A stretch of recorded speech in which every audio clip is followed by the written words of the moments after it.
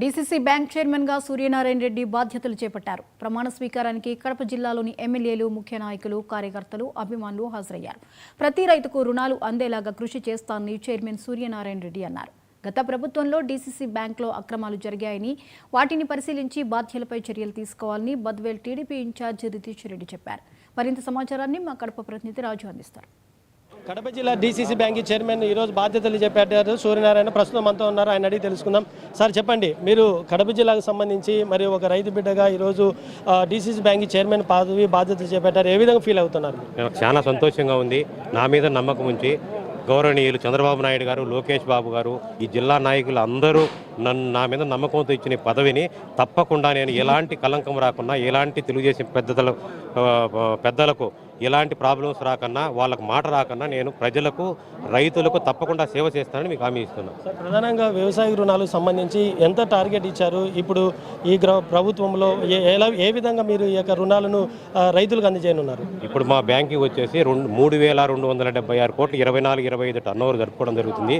ఇది నేను ఛాలెంజ్గా తీసుకొని జరగబోయే 25-26 సంవత్సరానికి గాను 4,000 టార్గెట్ పెట్టుకున్నాము. ప్రతి ఒక్క రైతుకి తక్కువ వడ్డీతో రుణాలు ఇచ్చేదానికి నేను తప్పకుండా ప్రయత్నం చేస్తాను.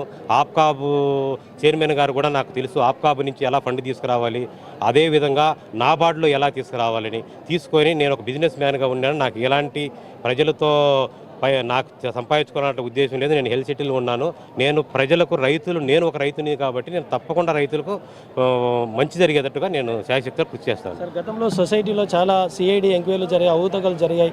మీరు బాధ్యత చేపట్టిన తర్వాత ప్రధానంగా ఏ వాటిపైన మీరు దృష్టి పెట్టేటువంటి అవకాశం ఉందంటే? నేను తప్పకుండా ఇప్పుడు పెద్దలు చెప్పడం కూడా జరిగింది. మా నియోజకవర్గ ఇన్ఛార్జి రితీష్ రెడ్డి గారు కూడా అలాంటి అవకతవకలు జరిగినేటి నేను తప్పకుండా వెలికి తీసి తప్పకుండా ఇది బ్యాంకుకి ఎలాంటి నష్టం జరిగిందో ఆ నష్టాన్ని అంతా నేను మళ్ళీ రికవరీ చేయించేదానికి ప్రయత్నిస్తాను. తప్పకుండా నేను రైతులకు మేలు జరిగేదే నా ప్రధాన అజెండా నేను తప్పకుండా తీసుకుంటాను. అది బద్వేలి టీడీపీ ఇన్ఛార్జి రితీష్ రెడ్డి ఉన్నారు.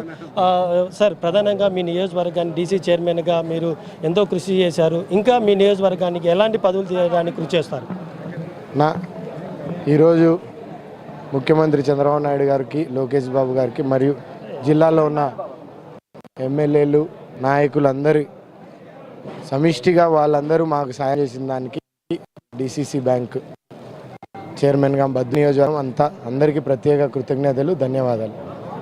ఈరోజు కడప జిల్లాలో రైతన్నలకి అన్ని విధాలుగా ఉండాల్సిన దానికి డీసీసీబీ మరియు డీసీఎంఎస్ అని ఒక బాధ్యతగా వీళ్ళు రైతులకి దగ్గరగా ఉండాలనేది అందరం ఇక్కడ కోరినామన్నా.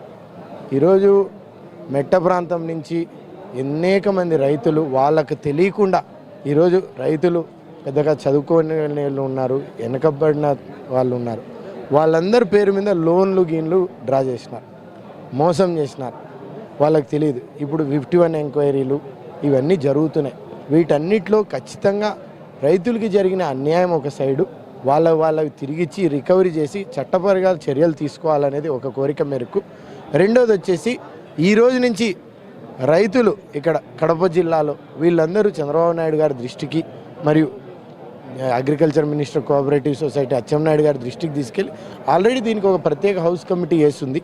కూటమి ప్రభుత్వం వచ్చింది, మంచి రోజులు ఉన్నాయని రైతులందరూ చూసే విధంగా, ఆ విధంగా వీళ్ళకి అందరికీ సరైన టైంలో ఈ లోన్లు ఇవన్నీ రావాలా, మరియు పెట్టిన పంటని కొనుగోలు కానీ వాళ్ళకి కావాల్సిన ఈ యూరియా కానీ ఫాస్ఫేట్ ఇవన్నీ టైమ్లీ అందాలనేసి డీసీబీ గారిని, డీసీఎంఎస్ని మేము అందరం కోరుతున్నాం.